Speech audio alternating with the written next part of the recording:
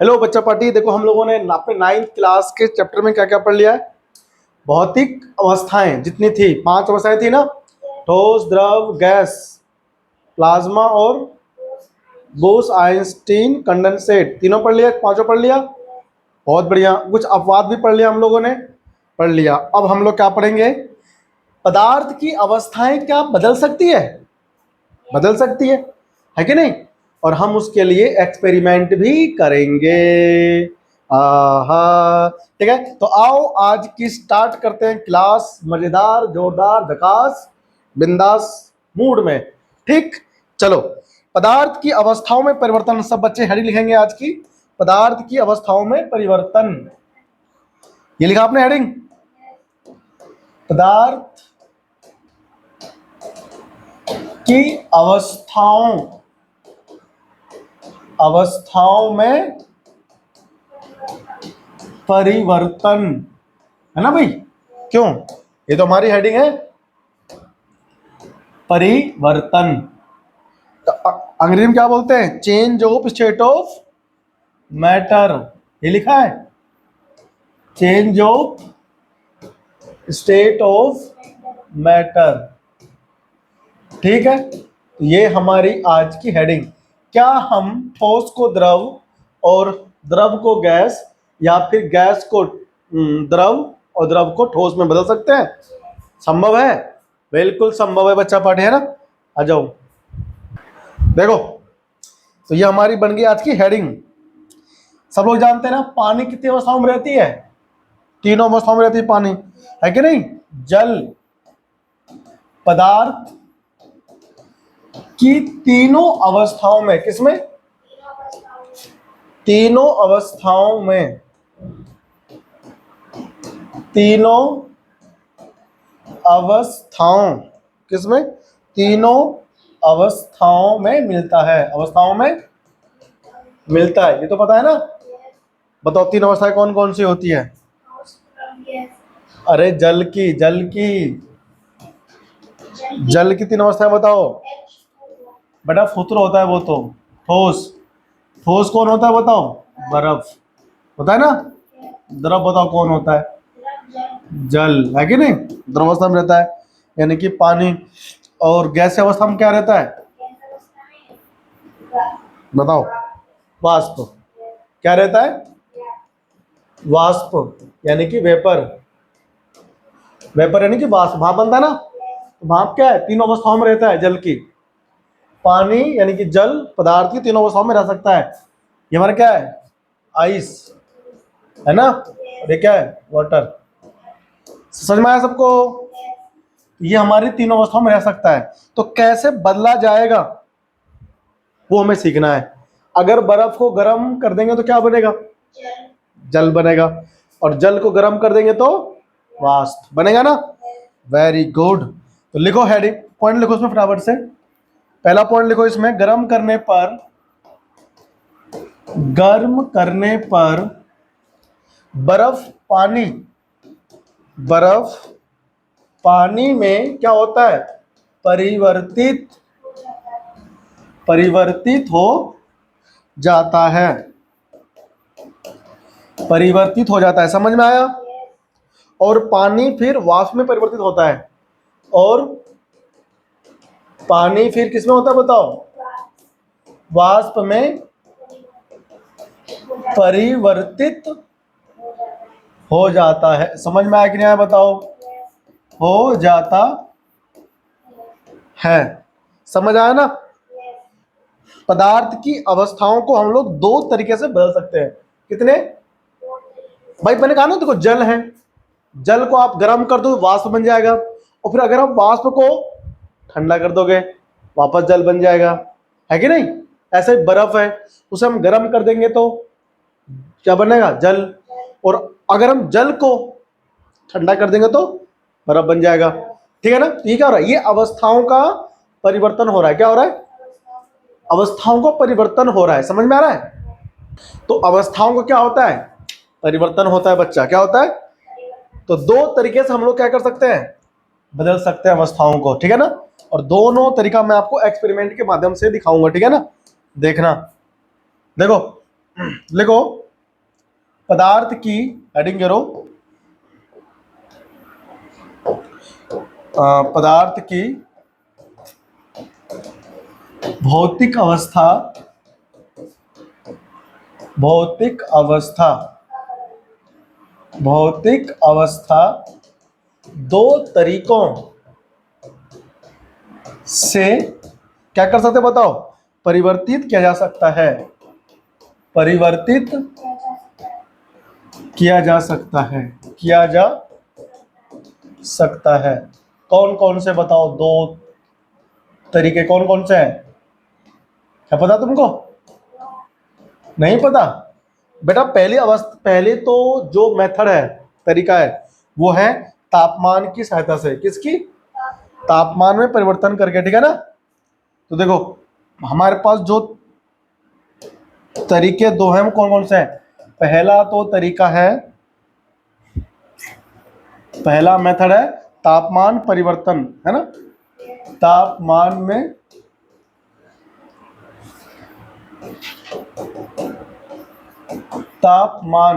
में परिवर्तन करके,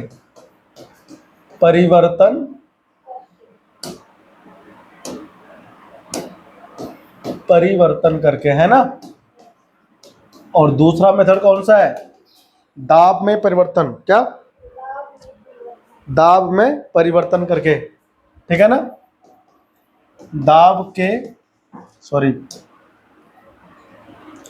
दाब में परिवर्तन करके,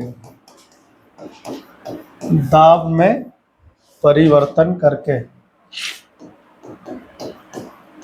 दाब में परिवर्तन करके, समझ आया? दो तरीकों से हम लोग क्या कर सकते हैं, भौतिक अवस्था को बदल सकते हैं, ठीक है ना। तो हम पहला तरीका पढ़ेंगे, इसका नाम क्या है? ताप में परिवर्तन करके। क्या? वेरी गुड, ताप में परिवर्तन करके, है ना। तापमान में परिवर्तन द्वारा, ठीक है ना, बाय चेंजिंग द टेम्परेचर, है ना। टेम्परेचर को बदल करके हम लोग क्या कर सकते हैं, परिवर्तित कर सकते हैं। क्या चीज? पदार्थ की अवस्थाएं। समझ आया? पदार्थ की अवस्था हम लोग बदल सकते हैं तापमान में परिवर्तन करके, है ना। देखो तुमने एक डायग्राम बनाया होगा बहुत ही बढ़िया सा, नहीं बनाया? ऐसा बनाया होगा, देखो तुमने बनाया, ऐसा डायग्राम बनाओ, ठीक है। ये किस पे रखी हुई है? ये रखी हुई है एक स्टैंड पे, ठीक है ना। ये इसके अंदर ये क्या है, ये स्टैंड पे रखी है ना।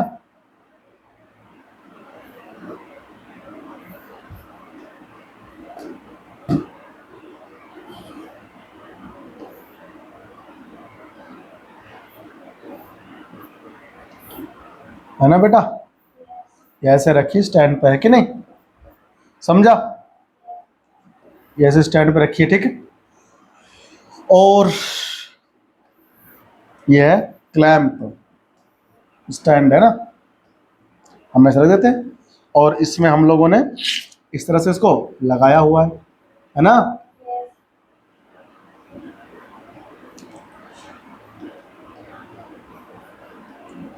ऐसे लगाया ना। अच्छा इसमें क्या बताओ हमारे पास, इसमें हमारे पास है क्या? जल। क्या है इसके अंदर बताओ? जल। और इसमें हम लोगों ने क्या लिया है? थर्मामीटर। क्या लिया हमने इसके अंदर?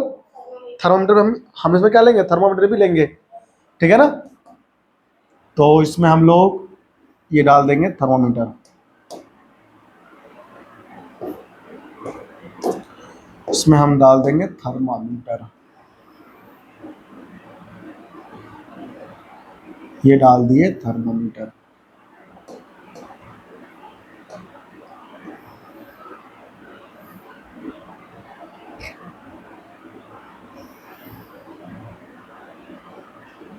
ठीक है, ये हमने इसमें डाल दिया थर्मामीटर, ठीक है ना। ये इसमें ना वो गिरी रहती है रीडिंग 1 2 3, ठीक है ना। ये क्या बताओ? ये है थर्मामीटर। क्या है ये? हाँ ठीक, समझ में आया? और हम इसमें एक छोटा सा पाइप लगा देंगे भाप देखने के लिए, ठीक है ना। ये हमारा क्या बताओ, थर्मामीटर। क्या है ये? थर्मामीटर, है ना। और इसमें हम लोग क्या भर देंगे? जल। ये हमने इसमें जल भर दिया, ठीक है कि नहीं, बताओ। ठीक है ना। और यहाँ लगा देंगे बर्नर। क्या लगा देंगे? हाँ, ये लगा देंगे बर्नर, ऐसे ही ना, ठीक है ना। ये क्या है? ये है बर्नर, है ना। और ये क्या है? ये है गोल पेंदी का फ्लास्क, गोल पेंदी का फ्लास्क, ठीक है ना। फ्लास्क समझ में आया कि ना? यानी कि राउंड बॉटम फ्लास्क बोलते हैं इसको अंग्रेजी में, ठीक है। ये क्या है? लोहे का स्टैंड। क्या है ये? लोहे का स्टैंड, ठीक है ना। स्टैंड हो गया। इससे हम लोग क्या सीखने वाले हैं? इससे हम सीखने वाले ये हैं कि हम इसके अंदर पानी है, तापमान देंगे इसको तो पानी क्या बनेगा? वाष्प, है ना। तापमान में क्या होगा? परिवर्तन होगा। तो आओ लिखते हैं, देखो इसमें हम लोग क्या हम पढ़ेंगे इसमें, ये इधर हम लिखेंगे, ठीक है ना। इधर लिखूं? तो लिखो इसमें, लिखो पहला पॉइंट लिखो इसमें।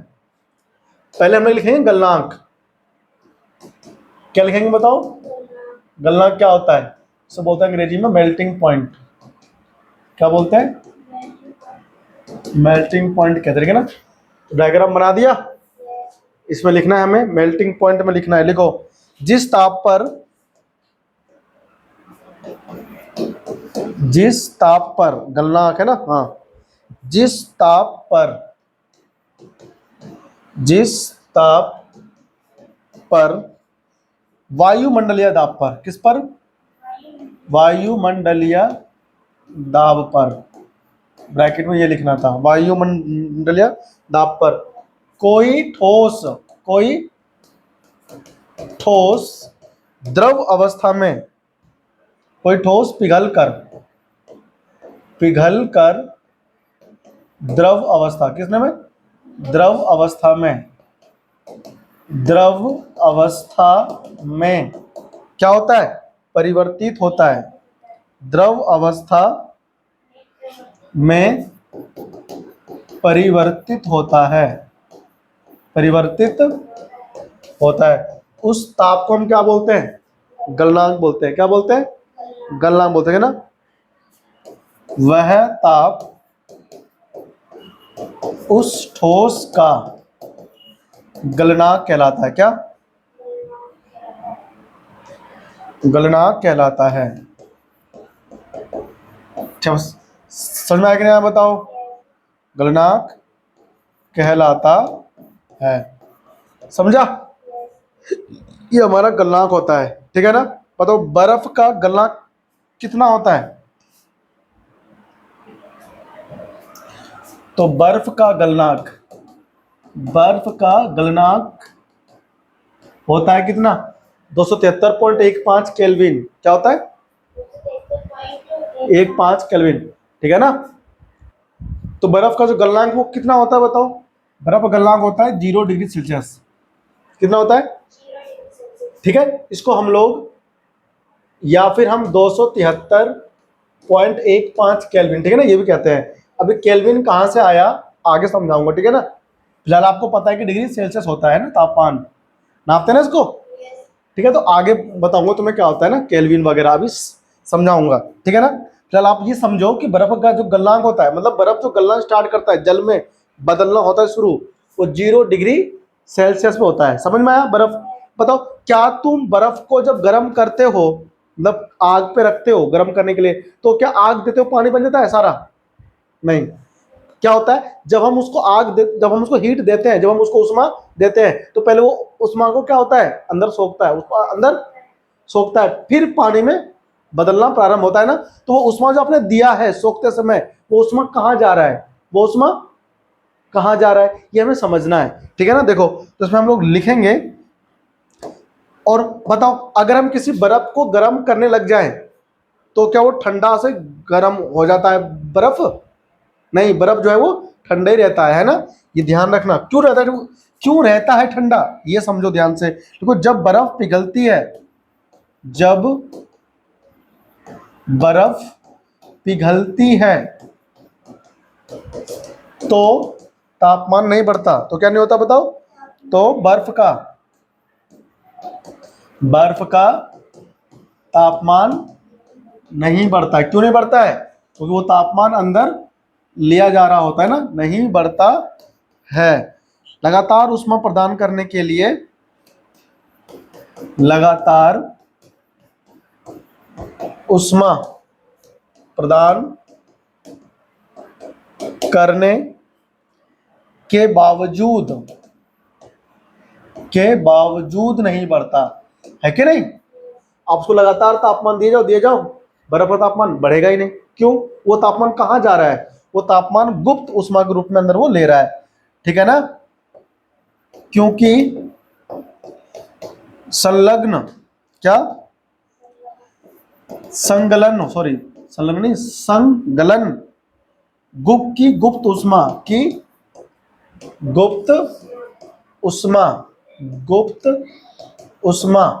के रूप में, है ना, उसको बढ़ने नहीं देता। क्योंकि संगलन की गुप्त ऊष्मा तापमान को बढ़ने नहीं देती, तापमान को बढ़ने नहीं देती, बढ़ने नहीं देती। तो क्यों नहीं बढ़ती बताओ? जब बर्फ को हम गर्म करते रहेंगे फिर भी उसका तापमान नहीं बढ़ता है। बर्फ का क्यों नहीं बढ़ता? ठंडा ही रहता है ना। तो क्यों रहता है ठंडा? क्योंकि बर्फ का जो होता है वो होता है संलग्न की गुप्त ऊष्मा। कौन? संलग्न की जो गुप्त ऊष्मा है वो बढ़ने नहीं देती। अब ये गुप्त ऊष्मा होता क्या है ना, हम ये लिखेंगे तो परिभाषा। तो लिखो हेडिंग, संलग्न की गुप्त ऊष्मा। संगलन की गुप्त ऊष्मा क्या होती है ये? हाँ भाई, संलग्न की गुप्त ऊष्मा क्या होती है? बताओ क्या होती है? आप लिखते हैं इसकी परिभाषा, है ना। लिखो, वायुमंडलीय दाब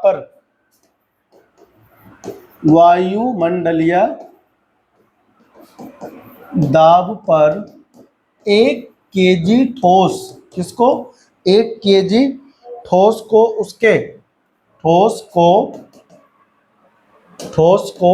उसके गलनांक पर द्रव में बदलने के लिए,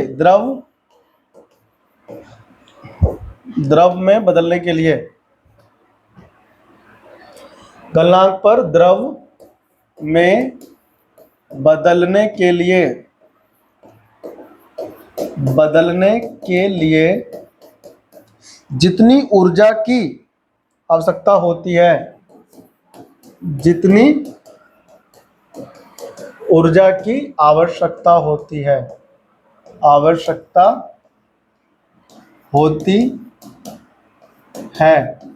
उसे क्या बोलते हैं? संलग्न की गुप्त ऊष्मा।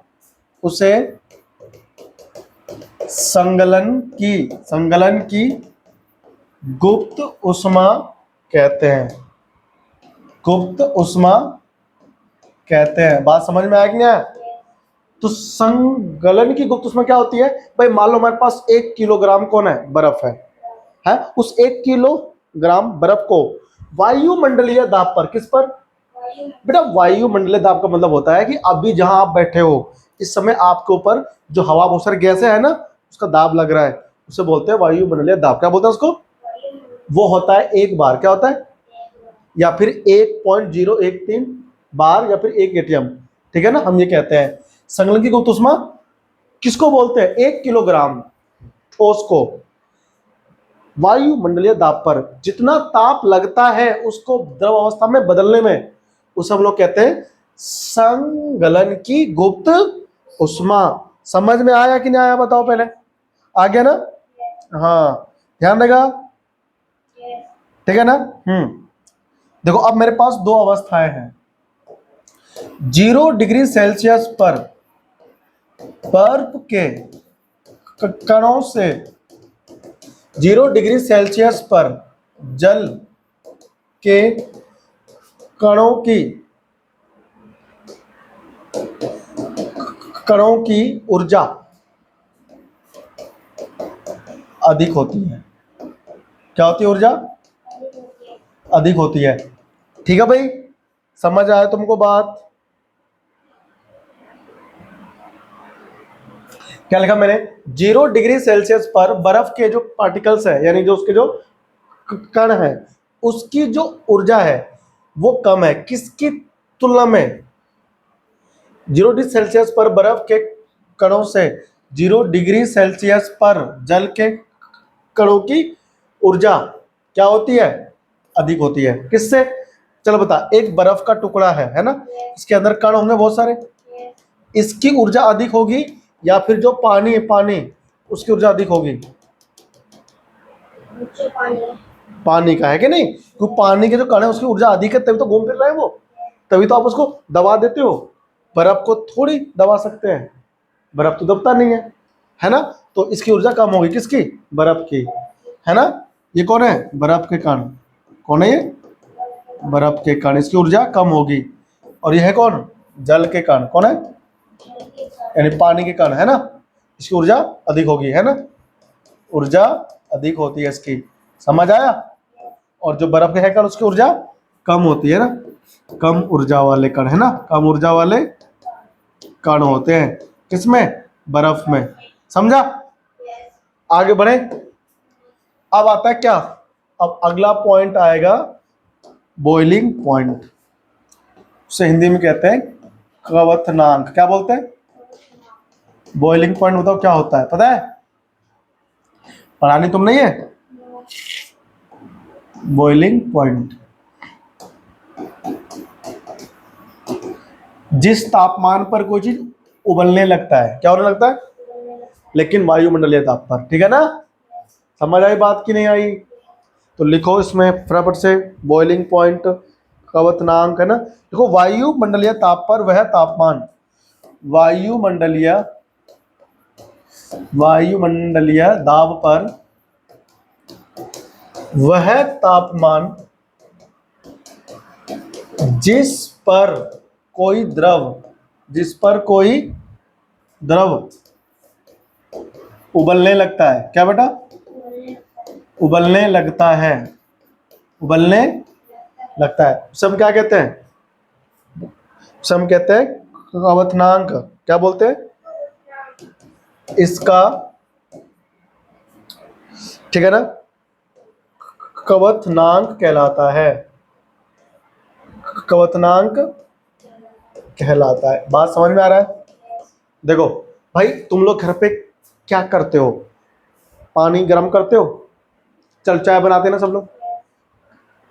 एक कप में, कप मत लो, सॉसपैन ले लो जिसमें चाय बनाते हैं, पानी डाल दो, आप उसको गैस पे रख दो।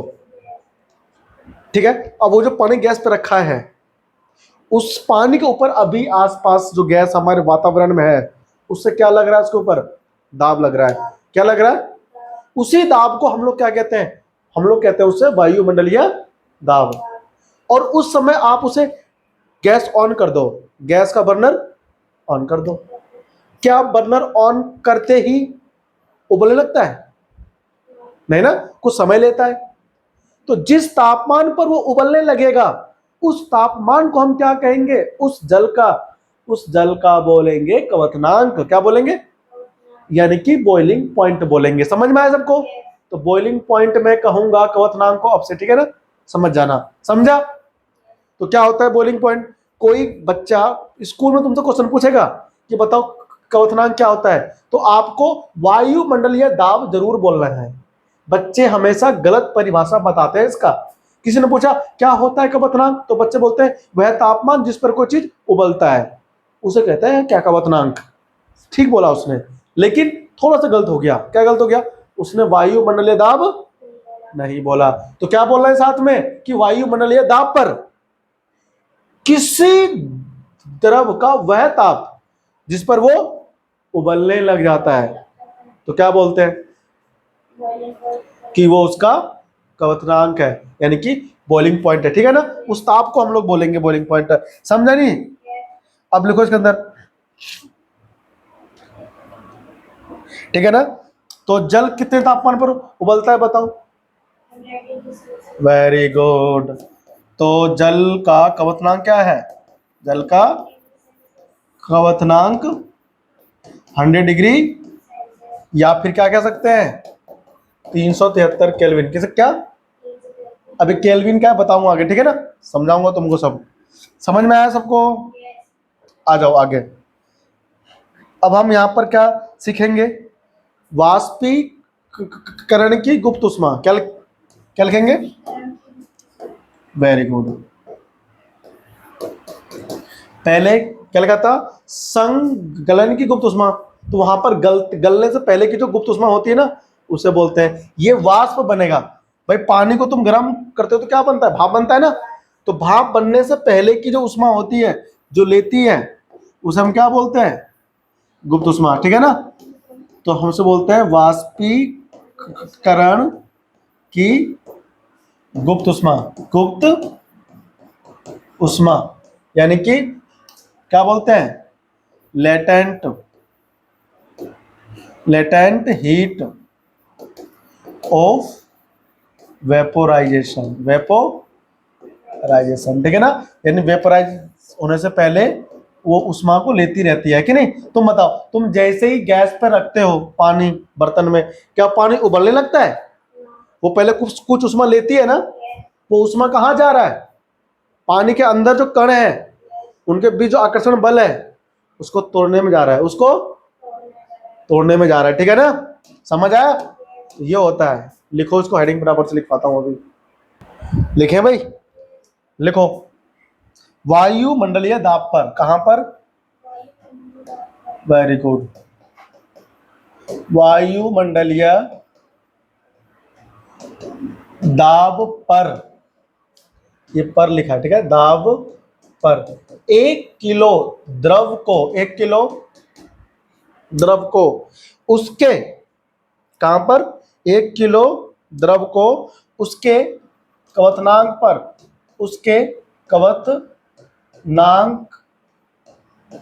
पर वाष्प में बदलना है। कहां पर बताओ? क्वथनांक पर।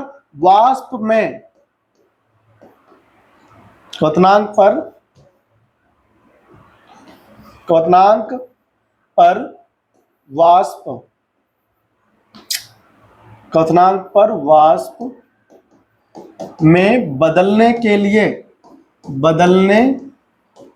लिए जितनी भी ऊर्जा लगती है ना, उसको हम लोग क्या बोलते हैं? वाष्पीकरण की गुप्त उष्मा, ठीक है ना। बदलने के लिए जितनी उष्मा की आवश्यकता होती है, क्या होती है? आवश्यकता होती है, उसे बताओ क्या कहते हैं? उसे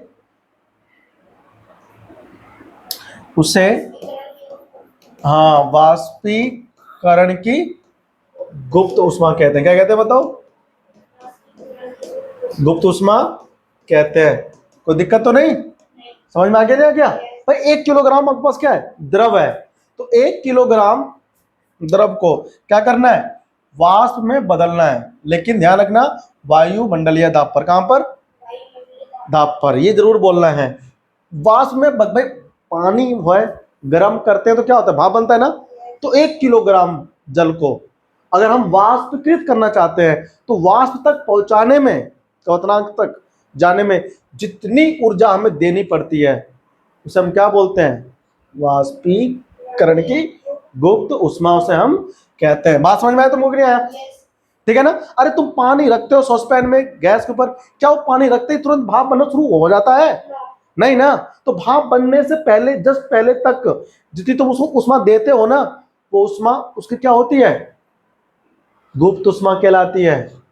वो उष्मा जाती कहाँ है? आप उसको दे तो रहे हो, तो जा कर है उसके जो कण है, उसके बीच में क्या होता है? आकर्षण बल होता है। क्या होता है?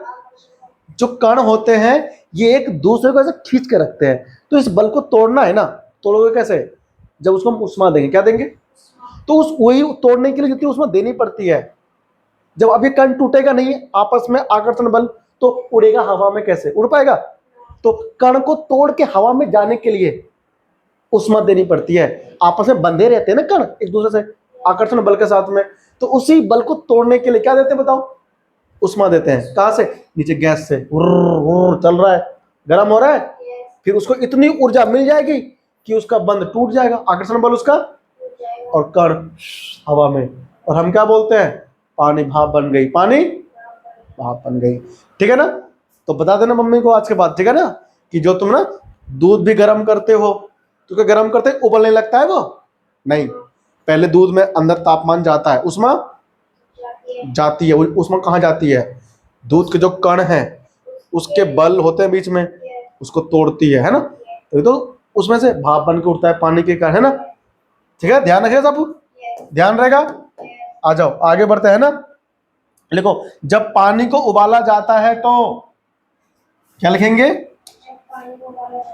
हाँ, जब पानी को उबाला जाता है, उबाला जाता है तो क्या होता है बताओ? उबाला जाता है तो उसके तापमान में वृद्धि नहीं होती, उसके तापमान में वृद्धि नहीं होती, तापमान में वृद्धि नहीं होती है। क्यों नहीं होती भाई? तापमान में वृद्धि नहीं होती, ठीक है। तापमान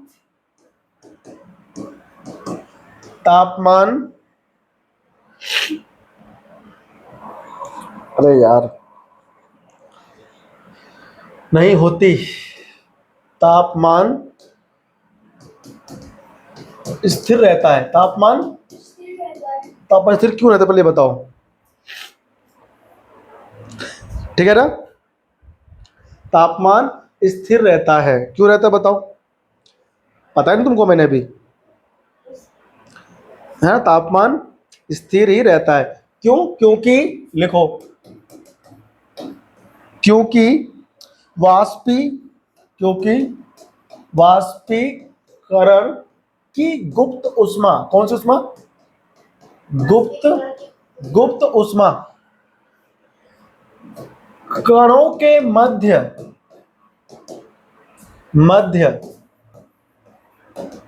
आकर्षण बल को, किसको बताओ? आकर्षण बल को क्या करती है बताओ? तोड़ती है। आकर्षण बल को तोड़ती है। बात समझ में आ रहा है कि नहीं आ रहा है? यानी आकर्षण बल को तोड़ती है वो गुप्त ऊष्मा जो हम उसको दे रहे हैं, इसीलिए तापमान नहीं बढ़ रहा है जल का, इसीलिए वो उबल नहीं रहा है। समझ में आया? हाँ, अब लिखो हम लोग आगे। अतः हम क्या कह सकते हैं बताओ? अतः हम कह सकते हैं कि अतः 100 डिग्री सेल्सियस तापमान पर, ठीक है ना, वाष्प के पर वाष्प के कणों में उसी, क्या लिखा मैंने? अतः 100 डिग्री सेल्सियस तापमान पर वाष्प के कणों में उसी तापमान पर, कणों में उसी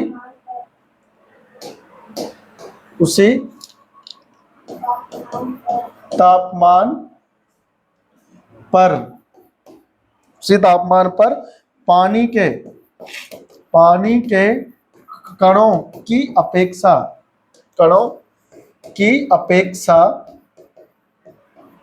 बताओ अधिक ऊर्जा होती है। क्या होती है? अधिक ऊर्जा होती है कि नहीं? अब तुम बताओ, चलो 100 डिग्री सेल्सियस पर क्या होता है? पानी भाप बनता है ना? पानी क्या बनता है?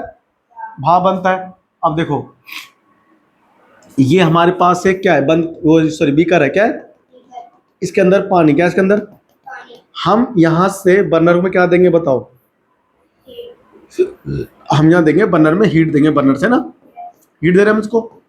पानी क्या होगा? भाप बनेगा, भाप बनकर पानी क्या होगा? उड़ेगा, है बेटा? तो यहाँ 100 डिग्री सेल्सियस पर क्या हो रहा है? पानी भाप बन करके उड़ रहा है। तो 100 डिग्री सेल्सियस पर देखो अंदर पानी की कण भी है और भाप के भी कण हैं, है ना। तो ये कौन है बताओ, यहाँ पर भाप के कण है, कौन है, भाप के कण जो है 100 डिग्री सेल्सियस पर वो भी है, और पानी के भी कण इसके अंदर है।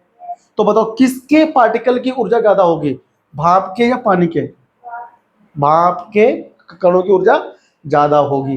क्यों होगी, भाप के कण उड़ क्यों रहे हैं, उसके पास ऊर्जा ज्यादा है तभी तो उड़ रहे हैं वो।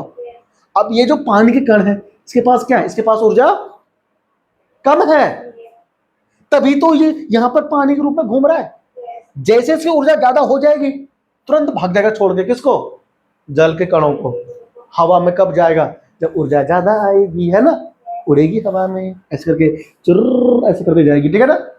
ऊर्जा ज्यादा आता है तभी तो उड़ता है, ऐसे उड़ जाता है।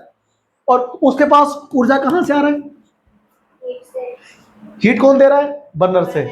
उष्मा दिए जा रहे दिए जा रहे दिए जा रहे, तुरंत उड़ता है। उड़ने में समय लेता है, तब तक तापमान पीता रहता है, पीता कौन, पीता नहीं है, तोड़ता है, कणों के बीच में बल है। और जैसे ही 100 डिग्री पहुंचता है भाग जाता है उड़ के, बाष्प बनता है ना, बाष्प। हर बार चेक करता है आवाज ठीक तो आ रही, नहीं आ रहा है, आवाज बिल्कुल ठीक आ रहा है, ठीक है ना, समझ में आया सबको, नहीं आई बात। तो बताओ, अब हम तुमसे क्वेश्चन पूछेंगे कि 100 डिग्री सेल्सियस पर जल के जो कण है उसका ऊर्जा अधिक होगा, या उसी 100 डिग्री पर जो भाप के कण है उसकी ऊर्जा अधिक होगा, किसका ऊर्जा अधिक होगा बताओ, भाप के कणों की ऊर्जा अधिक होगी। जैसे कि मैंने आपको समझाया था ना कि मेरे पास एक बर्फ का टुकड़ा है, बर्फ का, उसके कण 0 डिग्री सेल्सियस पर उसकी ऊर्जा अधिक होगी, या फिर पानी के जो कण है उसकी ऊर्जा अधिक होगी, पानी के कणों की ऊर्जा अधिक होगी, है ना। ये क्वेश्चन बहुत ही मस्त है, पूछना अपने दोस्तों को, पता भी नहीं होगा, ठीक है ना, कारण भी नहीं पता होगा, अपने सर जी से पूछ लेना जाओ, ठीक है ना, जब स्कूल खुलेगा तो। ठीक, बढ़े आगे, आई बात समझ में, आगे बढ़ जाए। तो गुप्त ऊष्मा क्या होती है, जो ऊष्मा अंदर वो सोखती रहती है ना, आकर्षण बल को तोड़ने के लिए वो लेता है। बारे बात समझ में आई कि नहीं, पहले बताओ। तो हम क्या बोलते हैं बताओ, तापमान में वृद्धि करके क्या कर सकते हो आप, पदार्थ की अवस्थाओं को बदल सकते हो, क्या कर सकते हो, बदल नहीं सकते भाई हम लोग, अभी हम पढ़ रहे थे ना, पढ़ रहे थे। तो लिखो, तापमान में परिवर्तन से पदार्थ की अवस्थाओं को, क्या लिखे पॉइंट, कलर चेंज कर ले यार, है ना। तो पॉइंट लिखो फटाफट से, तापमान में परिवर्तन से पदार्थ की भौतिक अवस्थाओं को, किसको, भौतिक अवस्थाओं को एक से दूसरी में, अवस्थाओं को एक से दूसरी में बदला जा सकता है, बदला जा सकता है। बात समझ में आया कि नहीं बताओ, बदला जा सकता है, जैसा, है ना, समझ में आया। अब एग्जाम्पल लिखे इसमें, देखो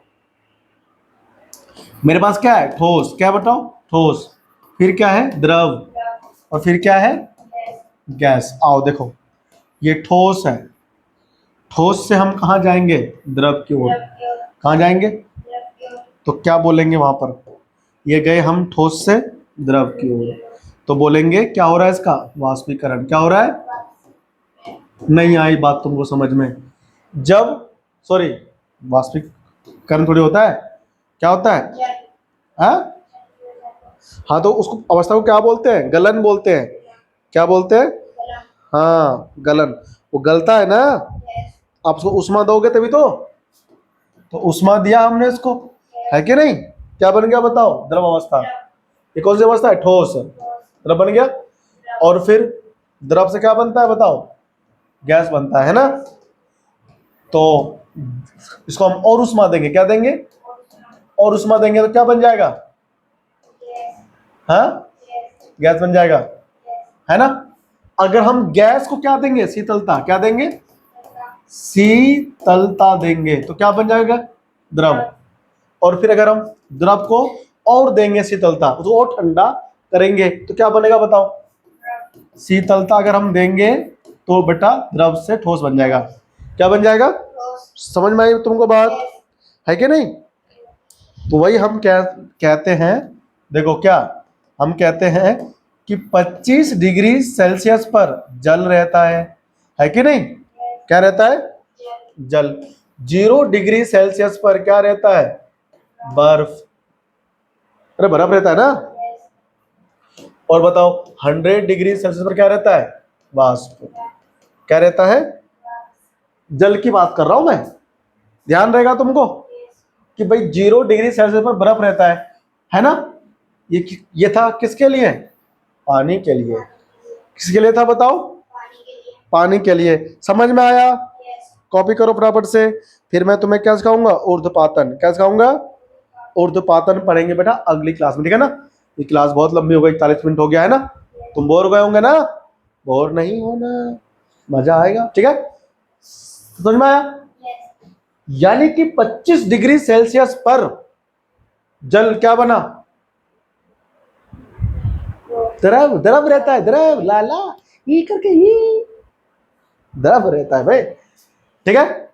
ठीक है, तो मिलते हैं आपसे अगली क्लास में। ऊर्ध्वपातन पढ़ाएंगे और दाब का प्रभाव देखेंगे। किसका देखेंगे? दाब का प्रभाव देखेंगे, ठीक है ना? Take care, bye bye. मिलते हैं तुमसे अगली